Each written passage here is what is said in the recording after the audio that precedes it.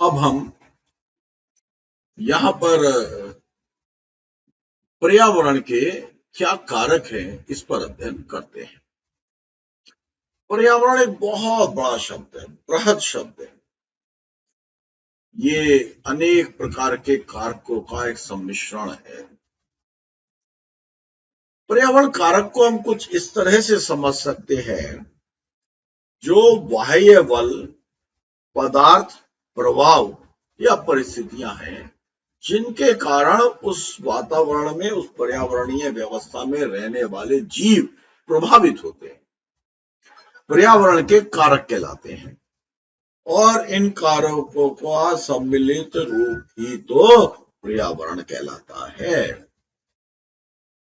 पर्यावरण के कार्यों को अनेक भागों में वर्गीकृत किया जा सकता है, परंतु अध्ययन की सुविधा और सहजता के लिए हम पर्यावरण का दो भागों का अध्ययन करते हैं, इन्हें दो भागों में विभक्त करते हैं। पहला है भौतिक या अजैविक, यानी कि फिजिकल और एबॉयटिक और नॉन लिविंग। मैटर, पुद्गल, ये सब फिजिकल है, इनमें आत्मा का निवास नहीं है, ये जीव नहीं, इनमें सोल नहीं।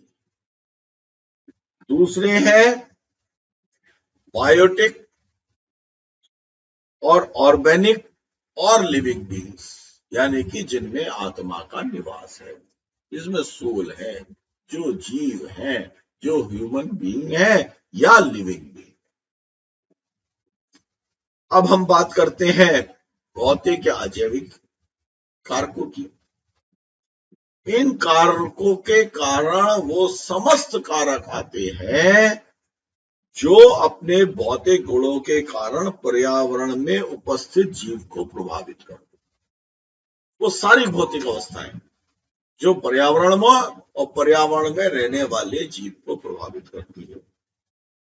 ये जल वायु संबंधी कारक होते हैं, जैसे प्रकाश, जैसे मृदा, मिट्टी, ताप, टेम्परेचर, वायु, एयर, जल, पानी, रसायन, विभिन्न प्रकार के केमिकल्स, प्राकृतिक प्रसाधन,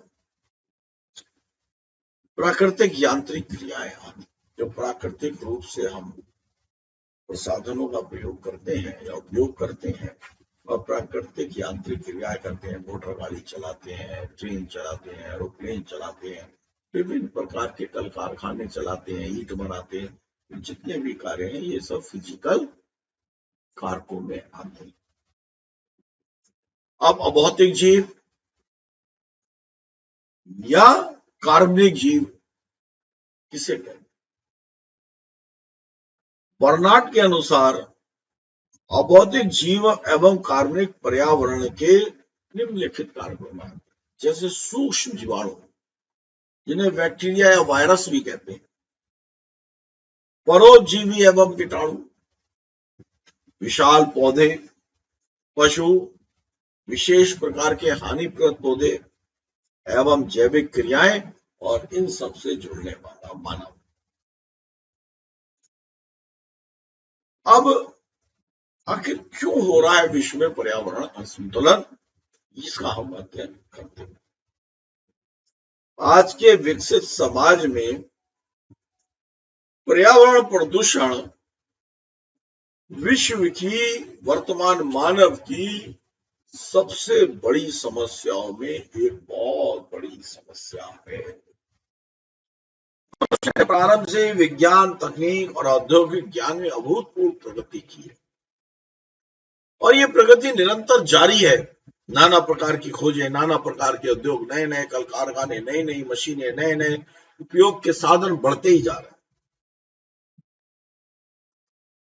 वहीं दूसरी ओर उसी गति से पर्यावरण का असंतुलन भी बिगड़ रहा है। पर्यावरण असंतुलन की समस्या मनुष्य द्वारा पर्यावरण के अनुचित ढंग के उपयोग या दोहन के द्वारा उत्पन्न होती है। मनुष्य आज प्रकृति का पोषण नहीं कर रहा, अपितु प्रकृति का शोषण ही कर रहा है और उसी के कारण पर्यावरणीय असंतुलन पैदा हो रहा है।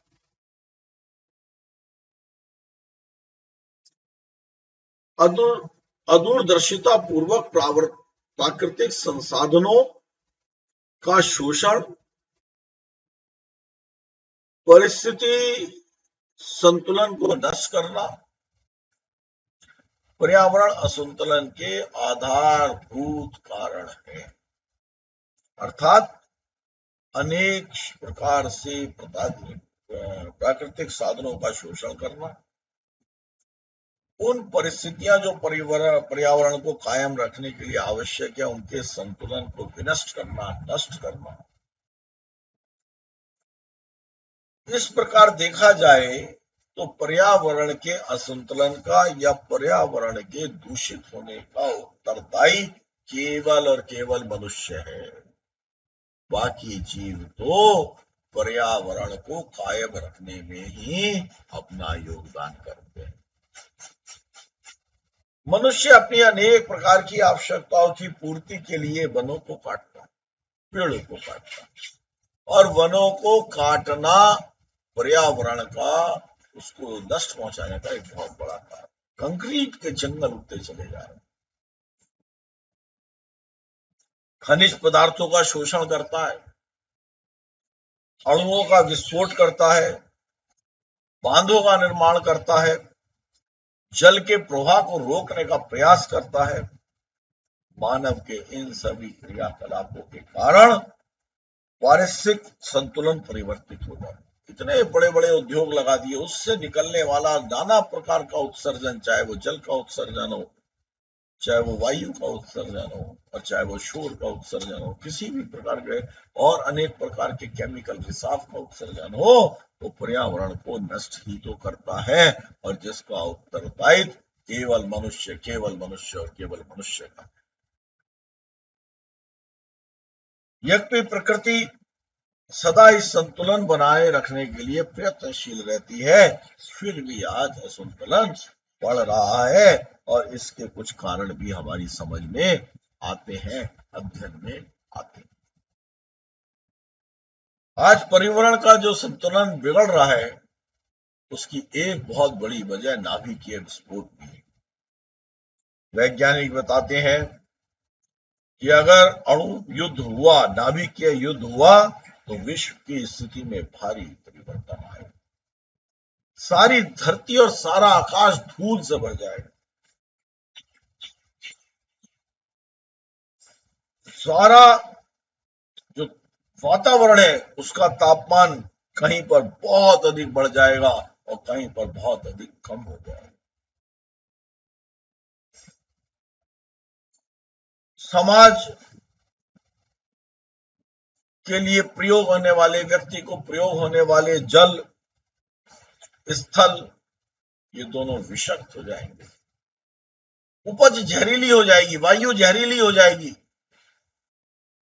रासायनिक तत्व जीवन के अंदर प्राण वायु के साथ समाविष्ट होकर के शरीर को रोगी कर दें। जो बच जाएंगे उनके जीव जगत बिल्कुल नष्ट हो जाएगा। कहीं भयंकर सर्दी पड़ेगी तो कहीं भयंकर गर्मी पड़ेगी।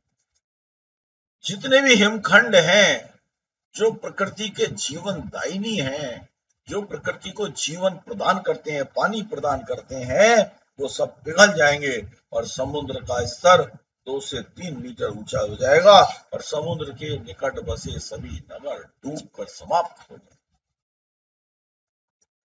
आसपास का स्थल जल में हो जाएगा। एक प्रकार से हिमयुग आ जाएगा, केवल पानी ही पानी दिखाई देगा। यह नाभिकीय विस्फोट और अणु युद्ध से बनने वाली स्थिति का चित्रण वैज्ञानिकों और चिंतकों ने किया है। दूसरा है वनों की अंधाधुंध कटाई। पेड़ काट रहे हैं, पेड़ लगा नहीं रहे। सरकार लगाती भी है तो उसे पल्लवित नहीं कर रहे, उसे बचाने का कोई प्रयास नहीं हो रहा। और पेड़ों की इस अत्यधिक कटाई के लिए वातावरण में कार्बन डाइऑक्साइड की मात्रा बढ़ जाती है और जितनी कार्बन डाइऑक्साइड की मात्रा बढ़ जाती है उतना वातावरण दूषित होता है, उससे ऑक्सीजन प्राप्त करने की क्षमता जो कि प्राणवायु है कम होती है, तापमान बढ़ने लगता है। आज इतनी अनावश्यक गैसें जलाई जा रही है जिससे वातावरण में ऑक्सीजन की मात्रा घटती चली जा रही है और कार्बन डाइऑक्साइड बढ़ता ही जा रहा है।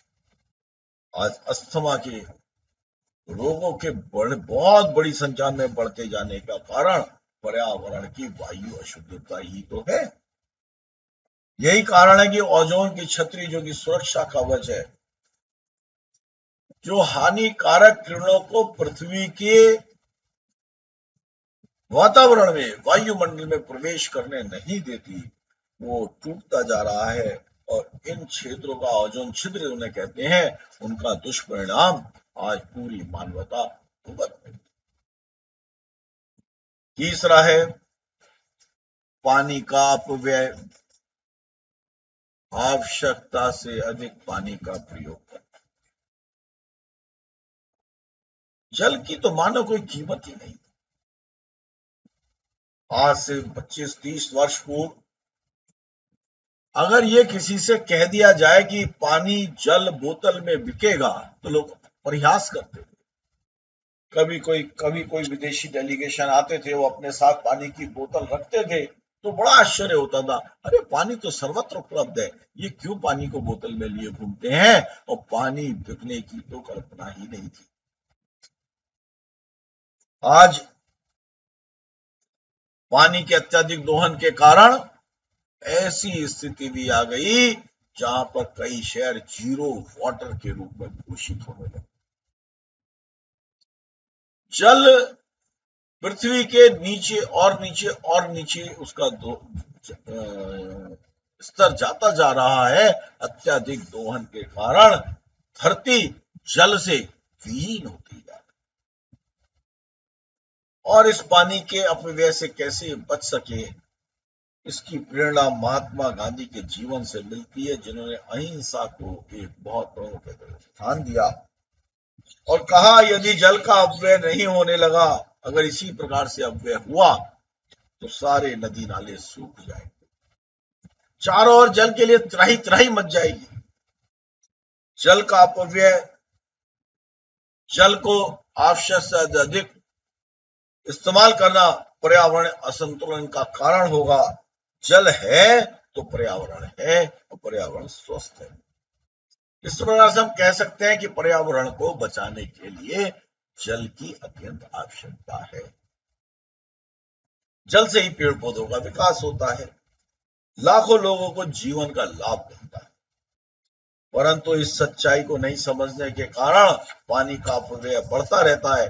जैसे जैसे जो आदमी आधी बाल्टी एक बाल्टी में नहा सकता था, वो फुव्वारे से और तरीकों से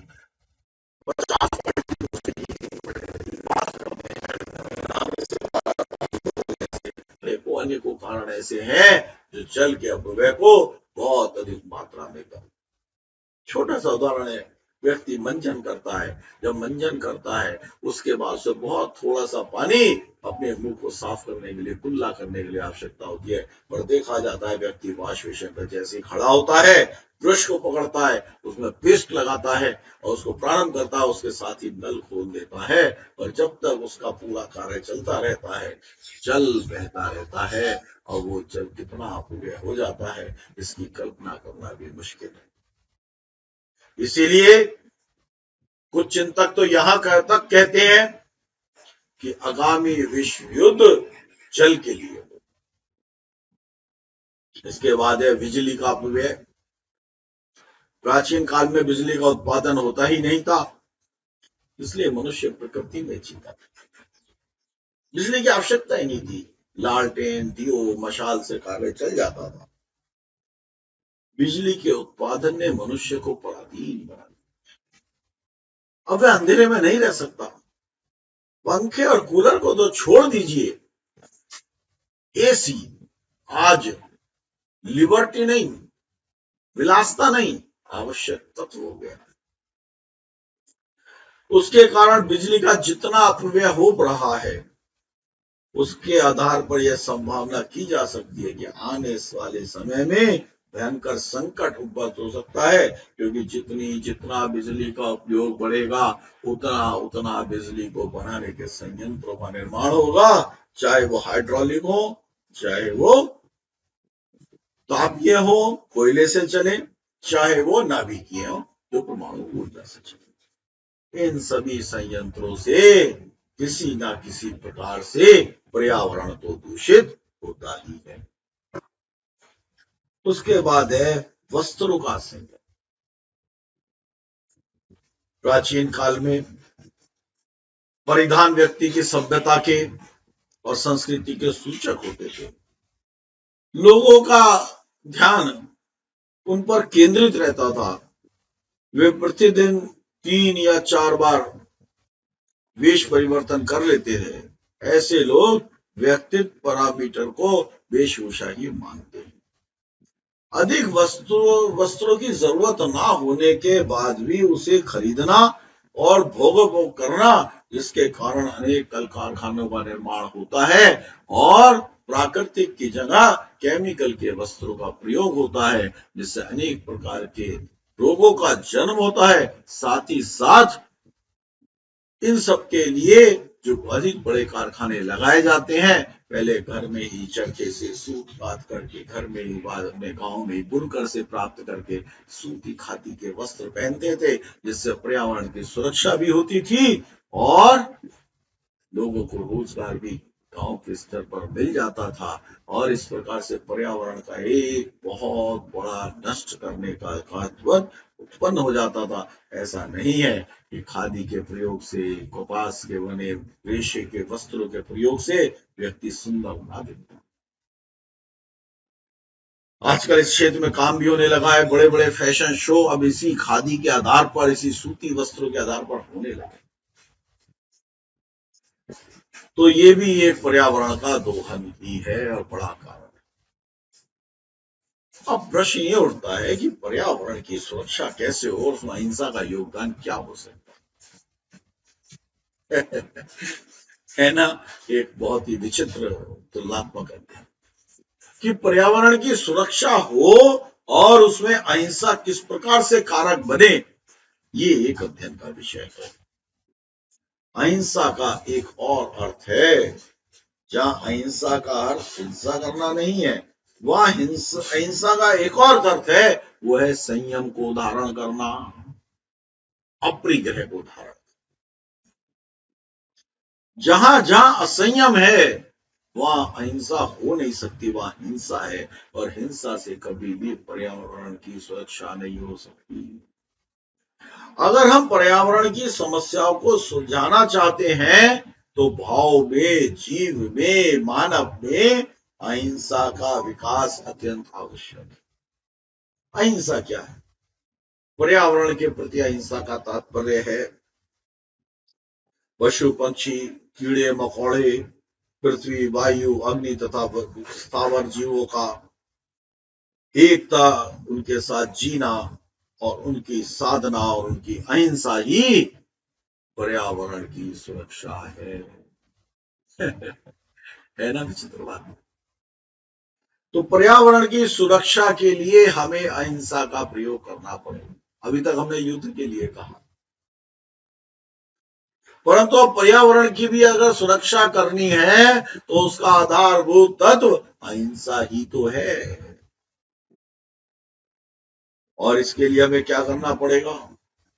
हमें करना पड़ेगा पृथ्वी का संयम, जल का सदुपयोग, अग्नि का संयम, वायु की सुरक्षा, वनस्पति का संयम, अर्थात उतना ही लेना जितना आवश्यक।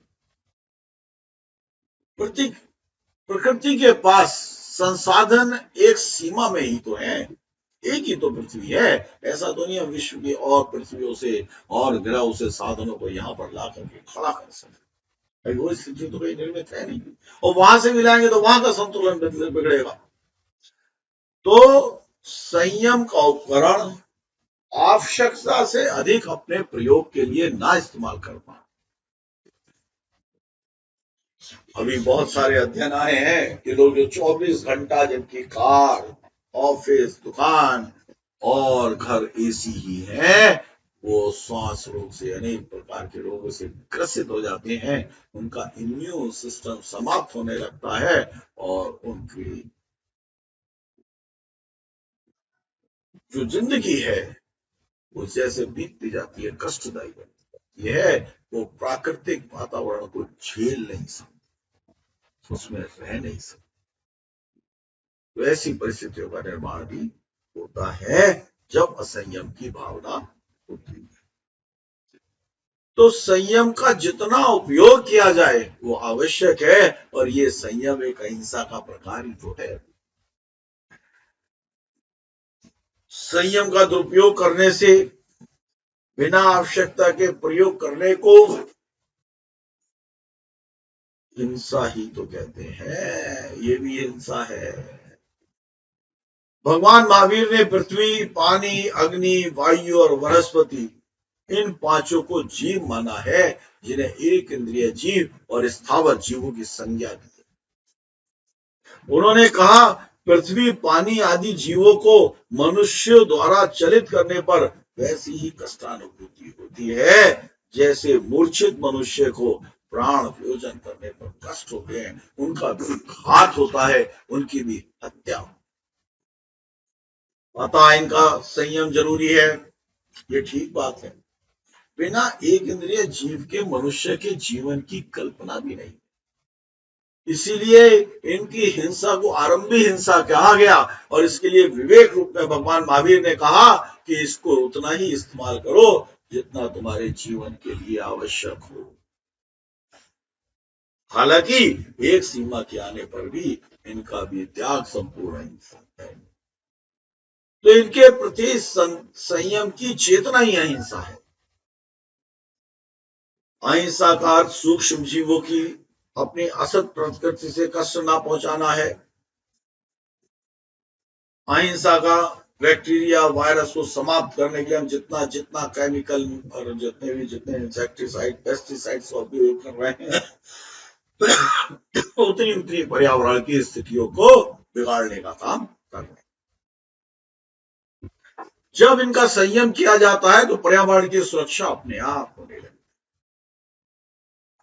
अहिंसा कहा जाए तो पर्यावरण की सुरक्षा और जीव की हिंसा दोनों में मूलभूत कारण है, दोनों को कायम रखने में समर्थ है। अहिंसा चेतना के विकास के बिना पर्यावरण की सुरक्षा असंभव है। इसलिए पर्यावरण की सुरक्षा के लिए अहिंसा नितांत आवश्यक है। पृथ्वी, वनस्पति आदि सभी जीवों का अपनी आत्मा के समान समझना। हम भी जीव हैं, वे भी जीव हैं, हम कष्ट नहीं सहना चाहते, उन जीवों को हम कष्ट क्यों दें। स्थावर जीवों का उतना ही दोहन करें जितना हमारे न्यूनतम जीवन को जीने में आवश्यक है, और इसी प्रकार अन्य जीवों को मारने का प्रयास ना करें, उनको बचाए रखने का प्रयास करें। हिंसा की भावना को त्याग कर अहिंसक जीवन को जाएं, संयम को धारण करें, और तभी पर्यावरण की सुरक्षा कर पाना संभव है। अब इसका प्रशिक्षण कैसे दिया जाए, अहिंसा का प्रशिक्षण पर्यावरण के सापेक्ष कैसे दिया जाए, इसके लिए भी जैन धर्म में बहुत विस्तार से बताया है। हम अहिंसा से तो अच्छी तरह परिचित हो चुके हैं। अहिंसा क्या है, द्रव्य हिंसा क्या है, भाव हिंसा क्या है। सीधे शब्दों में कहें, किसी भी प्रशिक्षण का अर्थ होता है सिखाना, तैयार करना। हिंसा मनुष्य के संस्कारों में है, आत्मा का स्वभाव नहीं है। आत्मा का स्वभाव तो दया है, करुणा है, प्रेम। अब संस्कार को जब निमित्त का योग मिलता है तो हिंसा प्रकट हो सकती है। इसलिए हिंसा का प्रशिक्षण तो निर्बाध गति से चल रहा है, और उसकी दक्षता भी बढ़ती जा रही है। हिंसा करने की प्रवृत्तियां और उस हिंसा को कराने के साधन निरंतर बढ़ते जा रहे हैं, और ज्यादा तीव्र होते जा रहे हैं, और ज्यादा उन्नत होते जा रहे हैं। नए नए साधन विकसित हो रहे हैं, नई नई तकनीक विकसित हो रही है, परंतु अहिंसा के प्रशिक्षण की तो कोई व्यवस्था ही नहीं है। अहिंसा का प्रशिक्षण किया जाए ऐसी कोई योजना ही नहीं है। गुणगान बहुत किए जाते हैं, अहिंसा परमो धर्मः, जियो और जीने दो, अहिंसा ही शांति का कारण है, अहिंसा ही अहिंसा अहिंसा अहिंसा कान किए जाते हैं, परंतु जीवन शैली में उसका जवाब नहीं, उसके प्रशिक्षण की बात ही नहीं की जाती। लोगों को यह विश्वास ही नहीं है कि अहिंसा से उनके जीवन का कुछ उपयोग हो सकता है। और जब ऐसी परिस्थिति में यह आशा कैसे की जा सकती है कि अहिंसा का आगमन होगा, और अहिंसा का आगमन होगा वो जीवन शैली से जुड़ेगी तो हिंसा और पर्यावरण को शांति मिल सकेगी, पर्यावरण की सुरक्षा हो सकेगी, जीवन को शांति प्रदान हो सकेगी। जब हम मानते हैं हिंसात्मक युद्ध कला में शिक्षण और अनुशासन द्वारा भय का आवेश और पलायन की वृत्ति को नियंत्रित किया जा सकता है, तब यह भी संभव है कि क्रोध का आवेश और लड़ाकू प्रवृत्ति भी अहिंसा के शिक्षण और अनुशासन से समन्वित और संयमित हो सकती है। गांधी ने इसके लिए जो प्रयास किए वो विस्मृत नहीं किए जा सकते, वे अनुकरणीय और अविस्मरणीय हैं, क्योंकि गांधी जी का अभी हमारे कुछ समय पहले ही वो सब कार्य प्रयोग उन्होंने किए और वो हमारे सामने हैं और हम उनको पढ़ते हैं। आचार्य महाप्रज्ञ जी ने कहा कि अहिंसा में असीम शक्ति है और उसका प्रशिक्षण दिया जा सकता है। ऐसा नहीं है कि अहिंसा का प्रशिक्षण नहीं दिया जा सकता, और उसके लिए सबसे पहले है अंतर जगत का प्रशिक्षण। हमारा अंतर जगत बहुत बड़ा, बहुत विशाल है, यह भावों का जगत है, यह भाव अनंतानंत हैं, असीमित हैं, विशाल है। इसमें सकारात्मक और नकारात्मक दोनों प्रकार के भाव विद्यमान हैं, और यूं कहें दैवीय और आसुरी प्रवृत्तियां विद्यमान, अच्छाई और बुराई विद्यमान, अंधकार और प्रकाश विद्यमान। जब जब नकारात्मक भाव पैदा होते हैं, पल्लवित होते हैं, तब तक हिंसा बढ़ती है, दोहन बढ़ता है, शोषण बढ़ता है। इसलिए नकारात्मक भावों का परिष्कार अत्यंत आवश्यक है। इसके लिए हमें अहिंसक प्रयोगों को समझना होगा, नकारात्मक भावों को कैसे परिष्कार किया जाए, कैसे दूर किया जाए, इसके लिए हमें अहिंसा के प्रायोगिक स्वरूप को समझना होगा। प्रायोगिक समूह के दो विषय हैं, एक है अंतर जगत, एक है बाह्य जगत। अंतर जगत में प्रशिक्षण का एक बहुत बड़ा प्रकार है या उपयोग है, वो है संवेग का संतुलन। संवेग क्या है?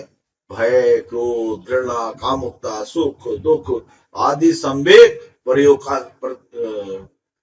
प्रतिक्रियात्मक भावों के रूप में अपना प्रभाव दिखाते हैं। जब इस प्रकार के संवेगों का निर्माण होता है तो उसकी प्रतिक्रिया उत्पन्न होती है और उसके कारण हिंसा और शोषण की भावना पल्लवित होती है, और पल्लवित नहीं होती, क्रियाशील होने लगती है। इसलिए इन पर नियंत्रण, इन संवेगों पर नियंत्रण आवश्यक है।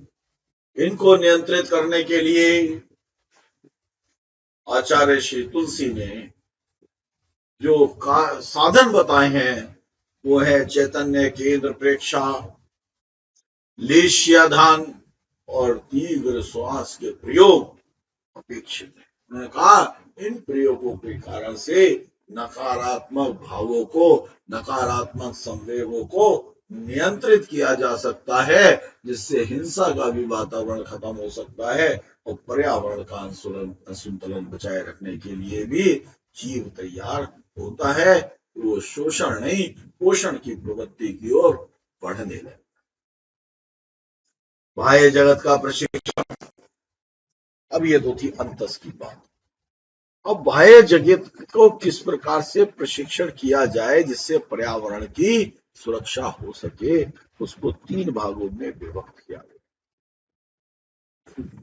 पहला भाग्य है मानवीय संबंधों का परिष्कार। मनुष्य का दृष्टिकोण दो संदर्भों में समझा जाता है, एक है मानवीय, एक है अमानवीय, एक ह्यूमन, एक अनह्यूमन। एक मनुष्य का दूसरे मनुष्य के प्रति कैसा व्यवहार होना चाहिए, नीति सूत्रों द्वारा ये निर्धारित होता है। जो नीति सूत्र है, न्याय के सूत्र, नीति के अनुसार व्यवहार करने वाले व्यक्ति का दृष्टिकोण मानवीय दृष्टिकोण कहलाता है। जो व्यक्ति दूसरे हितों की उपेक्षा करता हो, उसके हितों को कुचल कर देता हो, उसका शोषण करता हो, उसे सताता हो, ये पार्श्विक प्रवृत्ति या अमान्य दृष्टिकोण कहलाता है। इस वृत्ति को बदलने से मानवता को प्रेम, हृदय से आनंद, सुख, एक दूसरे को सहयोग देना, पार्श्विक प्रवृत्तियों का खत्म कर देना, प्राणी मात्र का उपयोग करना, उसका प्रयोग करना, उसके साथ सह अस्तित्व की भावना से काम करना, यही तो मानवीय संबंध का दृष्टिकोण है। और फिर वही फार्मूला मावान मावेर का, जियो और जीवित, वही सूत्र, वही जीवन। इसके साथ साथ न केवल मानवीय, दूसरा है प्राणी जगत के जीवों के साथ परिष्कार, किस प्रकार का संबंध हो, मानव के अलावा अन्य जीवों के साथ भी। प्राणी जगत में और जीवों के साथ मनुष्य का कैसा संबंध होना चाहिए, इस संदर्भ में अगर मनुष्य को प्रशिक्षित किया जाए तो अनावश्यक हिंसा से बचा जा सकता है। प्राणियों के प्रति निर्दयी व्यवहार नहीं होते, उनकी हत्या करके भोजन करने का सुख नहीं मिलता, और मानव जीवन में विलासिता नहीं पनपती। क्रूर हिंसा जनित प्रसाधन सामग्री और परिधानों का प्रयोग वही लोग कर सकते हैं जो प्राणियों के साथ तादात्म्यता का अनुभव नहीं करते। नरम खाल के जूते, नरम खाल की टोपी, नरम खाल के वस्त्र, आखिर अत्याचार की पराकाष्ठा ही तो है। अगर उनको बनाने की प्रक्रिया को मानव सुन ले तो उसे उन सबसे घृणा हो जाएगी। और इस स्थिति का जो प्रशिक्षण है, इसे रोकने का प्रशिक्षण एक ही है, और वो है कि प्राणी के साथ तादात्म्यता, मेरा संबंध प्राणी मात्र से है, ऐसा अनुभव है। कुछ लोग मनोरंजन के लिए पशु को लड़ाते हैं, मुर्गे से मुर्गे को लड़ाते हैं, सांड से सांड को लड़ाते हैं, पशु से पशु को लड़ाते हैं। ये भी उनके प्रति बहुत बड़ी यात्रा देना है। अहिंसा का प्रशिक्षण मानव को इन क्रूरतम शोषण के, घात करने के, हत्या करने के, प्राणियों को नष्ट करने के भाव से दूर करता है और पर्यावरण की स्वच्छता, वातावरण निर्मल करता है। तो अहिंसा इसके लिए एक बहुत बड़ा उपकरण। तीसरा है पदार्थ जगत के साथ संबंधों की सीमाएं। आखिर पदार्थों के साथ, मैटर के साथ, संबंधों के साथ व्यक्ति का संबंध की सीमाएं क्या हो, उनका पोषण कैसे। मनुष्य की मौलिक मनोवृत्ति है मेरा सर्वत्र अधिकार। इस अवधारणा पर प्रेरित होकर के वह परिग्रह करता, जितना अधिक इकट्ठा करा जाए। अनेकों ऐसे उदाहरण हैं कि एक साल में एक ही बार जूता पहने, इतना उनके पास संचय है। एक साल में एक ही बार साड़ी पहने, इतना संचय रहता है। जयललिता का उदाहरण दिया जाए। अब परिग्रह की चेतना, इकट्ठा करने की चेतना मनुष्य के अस्तित्व को समाप्ति की ओर ले जाती है। ऐसी स्थिति में परीक्षण का एक ही बिंदु है, वो है पदार्थ के प्रति अनासक्ति का। ये मेरा नहीं है, सुपरभेद विज्ञान, क्या मेरा है और क्या नहीं है। पदार्थ में आसक्ति नहीं होनी चाहिए। अरे भोजन करना है, जितना मिल जाए उतना कर लो। अब 36 प्रकार के व्यंजन उसमें आसक्ति ही तो है, और वो आसक्ति ही तो बीमार बनाती है, वो आसक्ति ही मानसिक दुर्बलता का कारण है, वो आसक्ति शरीर में अनेक व्याधियों का कारण है, और वो आसक्ति ही पर्यावरण का शोषण करती है, उसका पोषण नहीं करती। और इसी प्रकार हम पदार्थ के प्रति दृष्टिकोण को जैसे बदलते हैं, आसक्ति से अनासक्ति की ओर जाते हैं, यह बदलाव आते ही संग्रह और उपभोग की सीमाएं अपने आप स्वीकृत होती हैं। बहुत सारे लोग नियम ले लेते हैं, 4 शर्ट रखेंगे, बस 4 जोड़ी कपड़े पर्याप्त है, 5 जोड़ी कपड़े पर्याप्त है।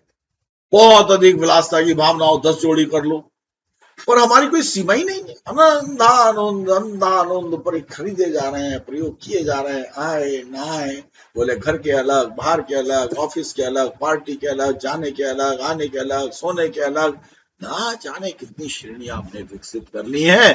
परिणाम स्वरूप अनासक्ति के भाव की जगह आसक्ति का भाव बदलता जा रहा है, और ये पर्यावरण की सुरक्षा का, उसके दोहन का और हिंसा का एक बहुत बड़ा कारण। अब हमने ये चर्चा तो कर ली कि अंतर जगत और बाह्य जगत की क्या समस्या, कैसे इनका निराकार हो सकता है, पर सवाल यह है कि इसके प्रशिक्षण के सूत्र क्या बने।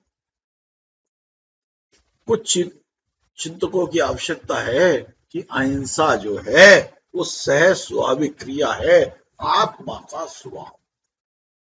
हिंसा आत्मा का स्वभाव नहीं है, उसके लिए संवेगों को प्रकट करना पड़ता है, उसके लिए उन प्रवृत्तियों को अपनाना पड़ता है जिसके कारण हिंसा की जाती है।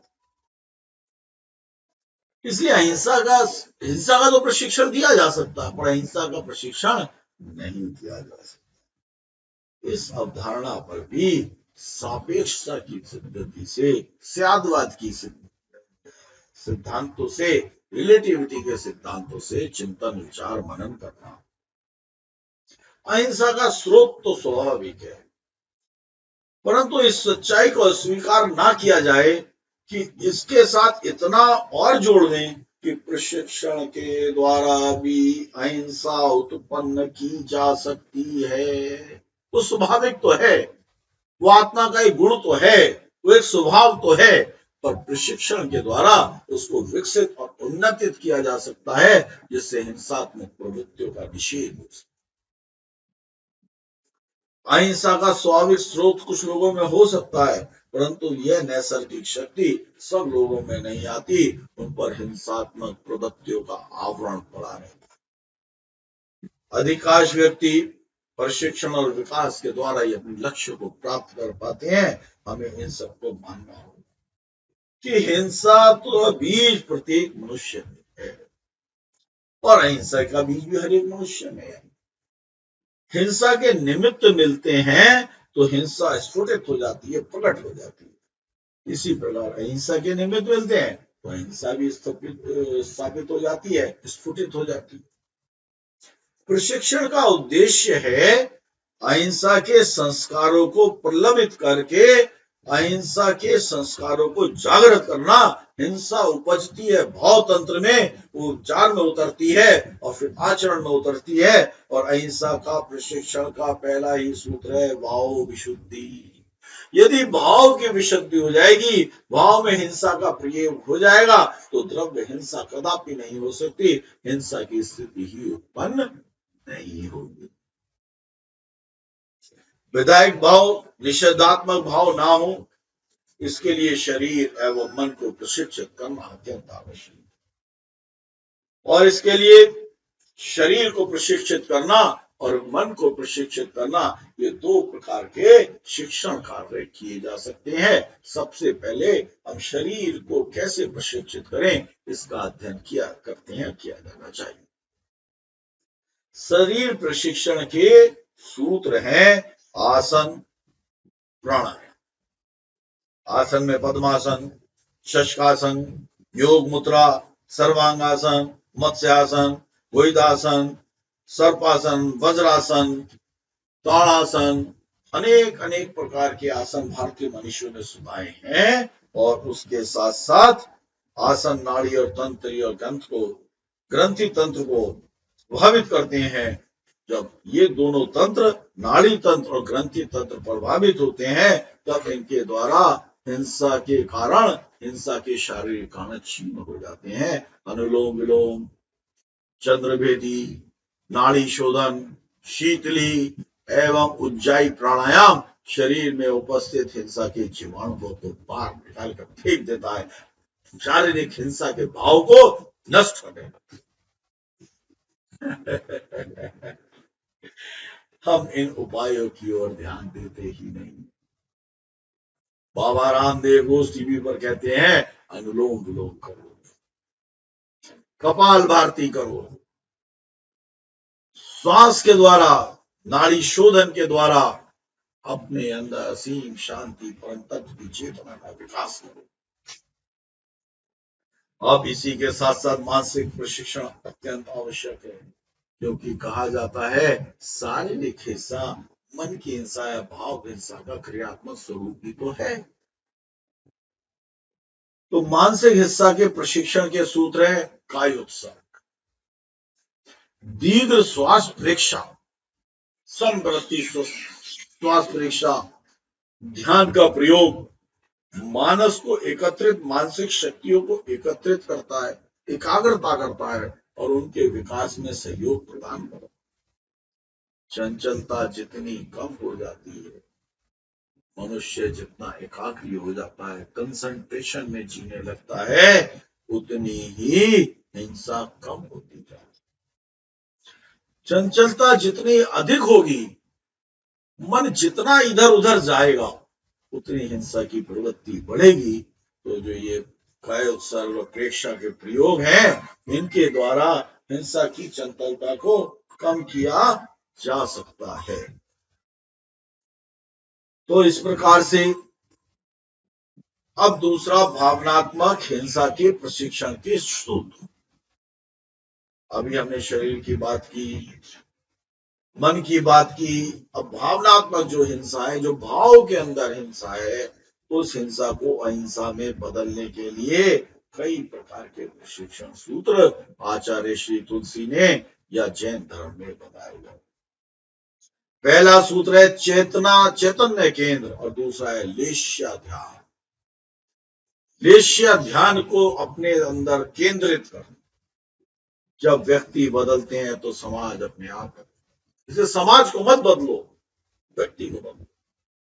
जैसा मैंने पहले भी कहा कि जब दृष्टि बदलती है तो सृष्टि भी बदलने लगती है, और सृष्टि को बदलने के लिए दृष्टि को बदलना आवश्यक है। इसलिए प्रयास सृष्टि को बदलने का नहीं, दृष्टि को बदलने का होना चाहिए। और जब दृष्टि ही बदल दोगे तो सृष्टि अपने आप बदलने लगेगी, अपने आप बचने लगेगी, अपने आप पोषित होने लगेगी, अपने आप उसका शोषण समाप्त हो जाएगा और पोषण प्रारंभ हो जाएगा।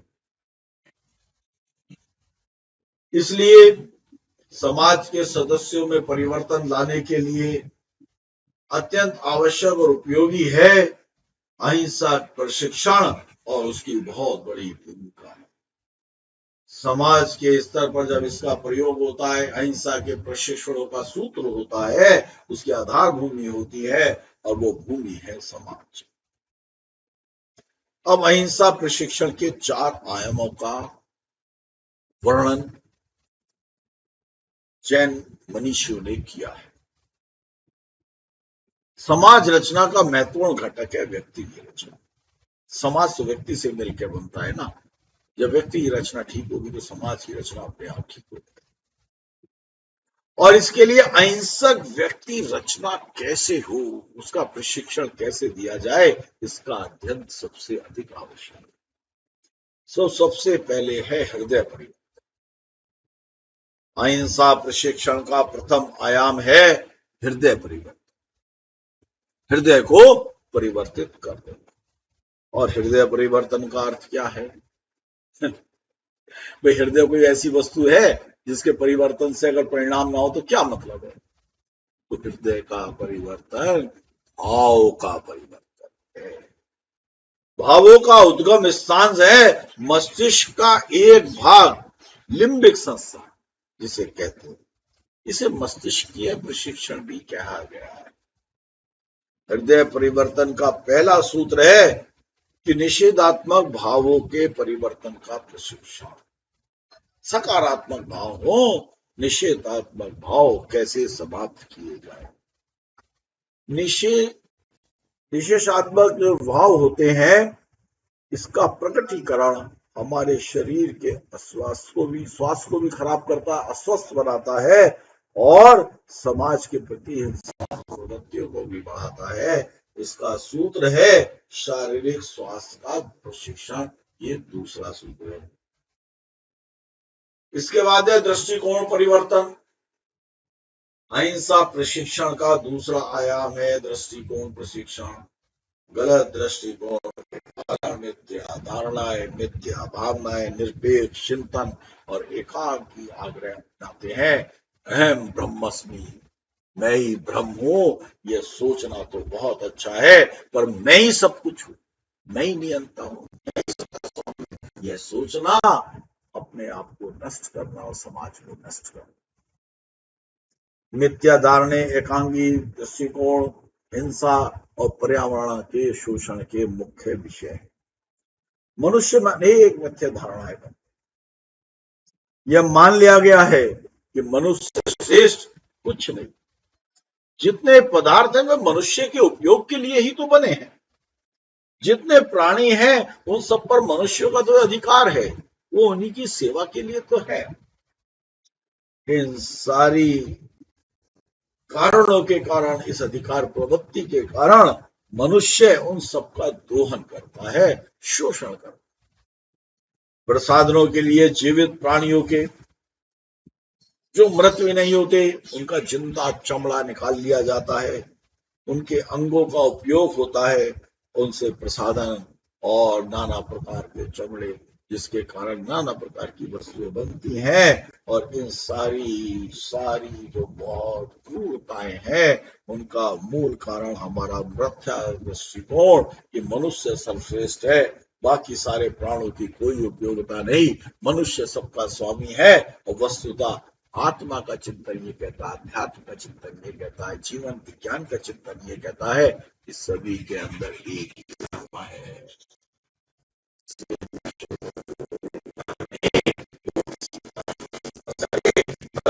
उनका पोषण करना उसका कर्तव्य है, क्योंकि ईश्वर ने जो मनुष्य को शक्तियां दी हैं वो उन प्राणियों को नहीं दी हैं। इसलिए उन प्राणियों के भरण पोषण का अधिकार भी और कर्तव्य भी मनुष्य का है। और जब मनुष्य उस कर्तव्य का निर्वहन करेगा तो प्रकृति की भी रक्षा होगी, हिंसा भी खत्म होगी और पर्यावरण संतुलन की भावना का भी विकास होगी। उसके बाद आता है जीवन शैली का परिवर्तन। जीवन शैली को परिवर्तन, आज सुविधा की जीवन शैली है, भोग की जीवन शैली है, भोग की जीवन शैली है। हम प्रदूषण से चिंतित तो हैं, पर जीवन शैली की ओर ध्यान नहीं दे रहे हैं। जीवन शैली का महत्वपूर्ण सूत्र है सुधारवादी जीवन शैली को अपनाना।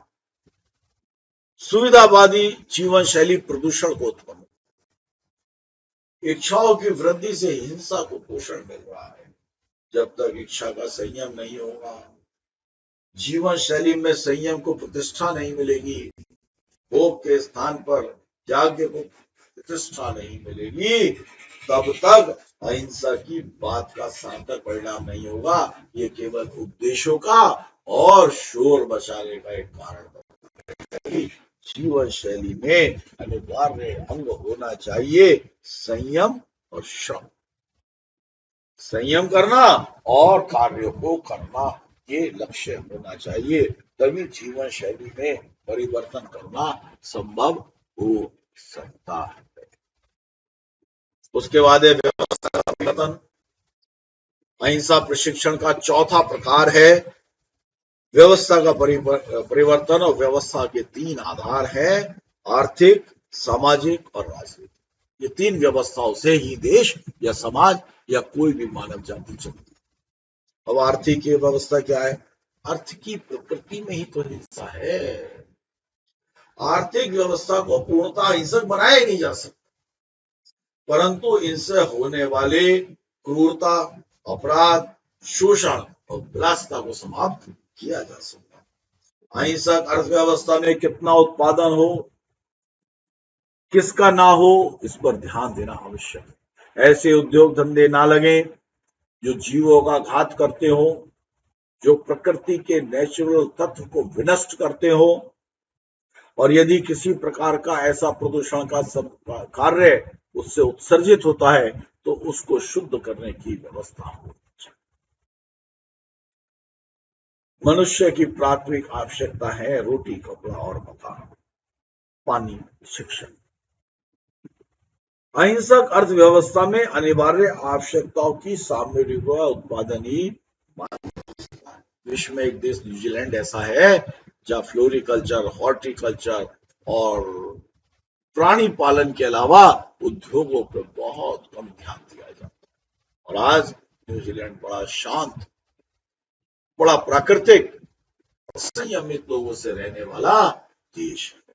बहुत बड़ा काम है। पश्चिमी सभ्यता का देश होने के बावजूद भी वो अहिंसा के सिद्धांतों का पालन कर रहा है, उसका प्रशिक्षण हो रहा है। इसलिए अनावश्यक पदार्थ जैसे मादक द्रव्य, अस्त्र शस्त्र, श्रृंगार की सामग्री और विलासिता की सामग्री का उत्पादन मान्य नहीं है।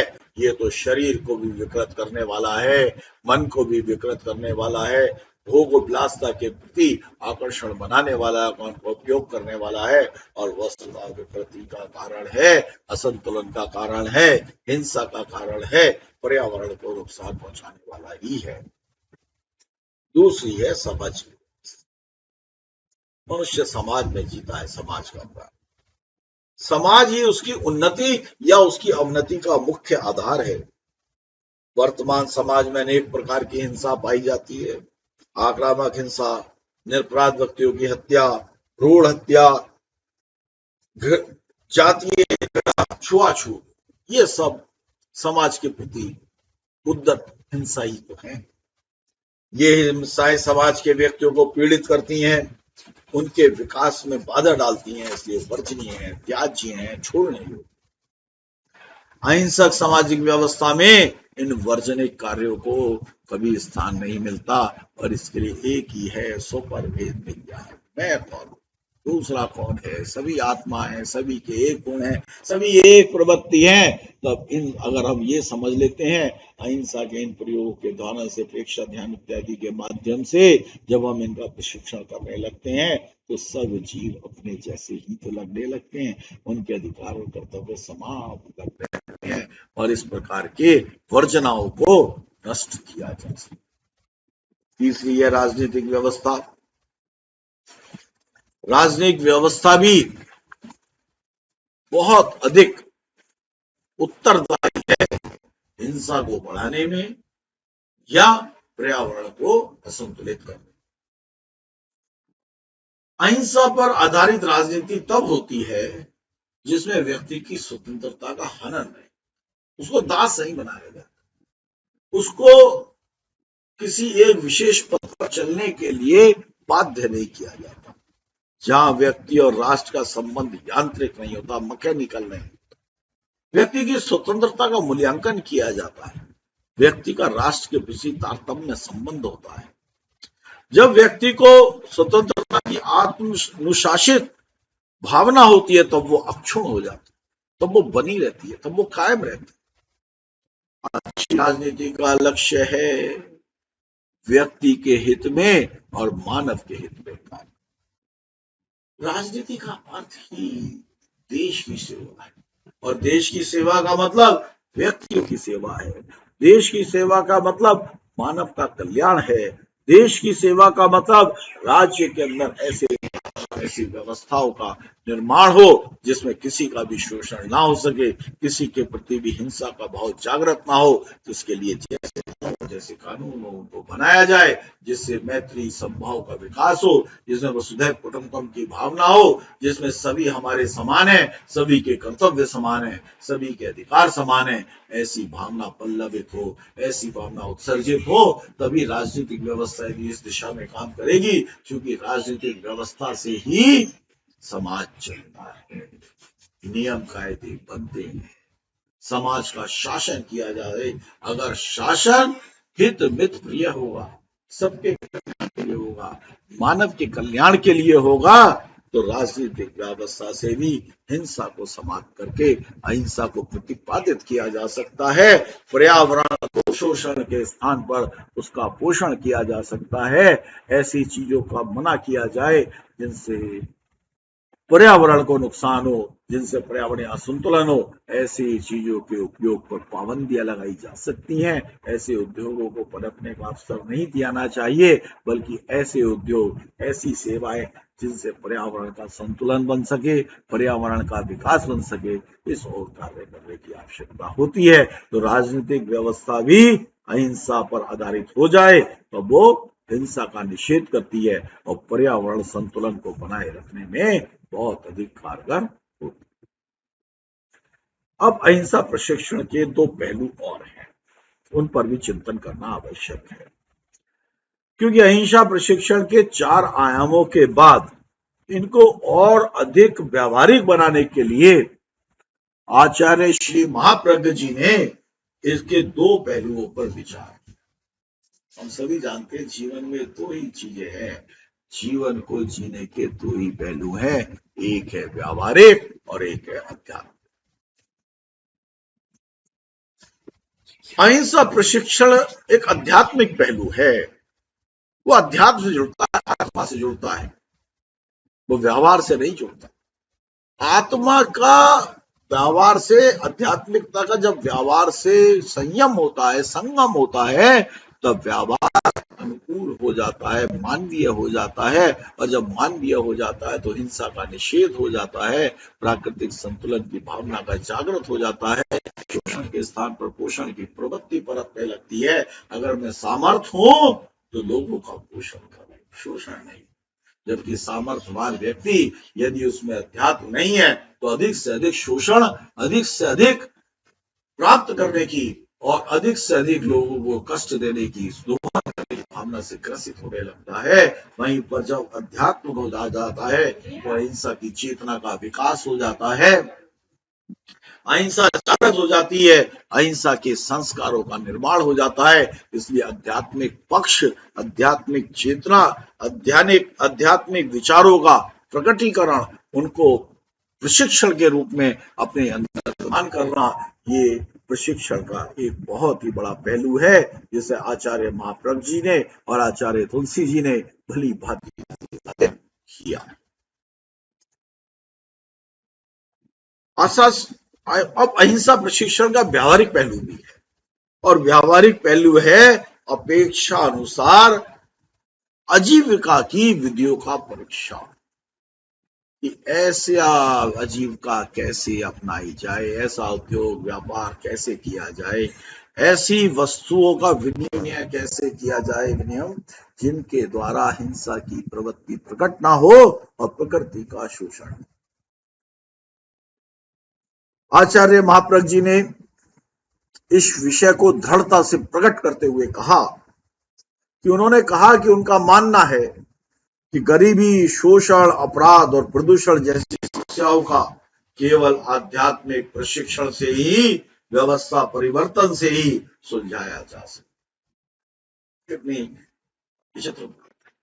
गरीबी हटाओ के लिए 75 साल से देश काम कर रहा है, परंतु मानवता के प्रशिक्षण के, अहिंसा के प्रशिक्षण के, अहिंसा के व्यावहारिक प्रशिक्षण की आवश्यकता समझी ही नहीं है।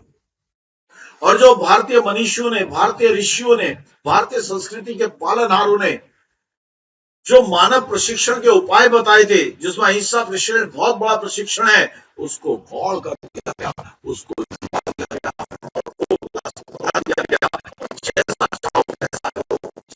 दोहन चाहो वैसा दोहन करो, यही प्रवृत्ति बन गई, यही नियम बन गए। विलासता के नित्य नित्य आयाम को खोजना तकनीक मानी गई, आगे बढ़ने की कला मान ली गई। इसके कारण ये परिवर्तन लाना संभव ही नहीं है। अतः समाज में परिवर्तन लाने के लिए, हिंसा की प्रवृत्तियों को विनष्ट करने के लिए, पर्यावरण के संतुलन को कायम रखने के लिए, पर्यावरण के पोषण को करने के लिए अहिंसा की चेतना के जागरण और अहिंसा के चेतना के जागरण के साथ साथ आजीविका की प्रविधि के प्रशिक्षण, आजीविका कैसी हो, किस प्रकार से की जाए, ये भी अत्यंत आवश्यक है और इसी के द्वारा परिवर्तन को लाया जा सकता है। यही मूलभूत सिद्धांत है, यही जैन धर्म का सिद्धांत है, यही महाप्रज्ञ जी और आचार्य तुलसी ने कहा है और यही तो भगवान महावीर की वाणी है, अहिंसा परमो धर्मा, जियो और जीने दो।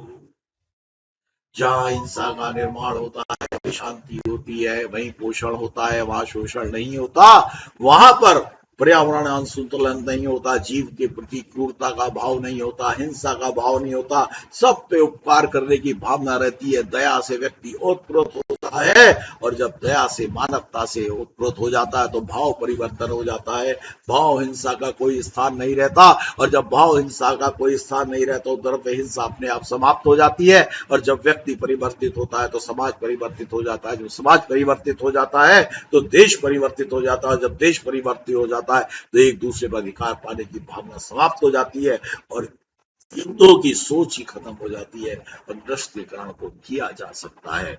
यही हमारे अध्ययन का विषय है।